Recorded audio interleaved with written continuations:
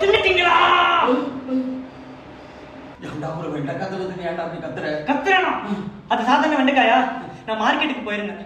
அங்க ஆசையா அந்த வெண்டைக்காய் எடுத்து ஐ லவ் யூ வீசினா அது இங்க வந்து விழுந்துச்சு. நான் அதை எடுத்துட்டு வந்து இந்த டேபிள்ல ஒட்ட வச்சு அது காஞ்சதுக்கு அப்புறம் அதை எடுத்து வச்சு பத்திரம் பண்ணலாம்னு நினைச்சிட்டு இருந்தேன். அதை போய் எடுத்து ஆடு தளர்த்திக்கிற மாதிரி தின்னுட்டீங்களே.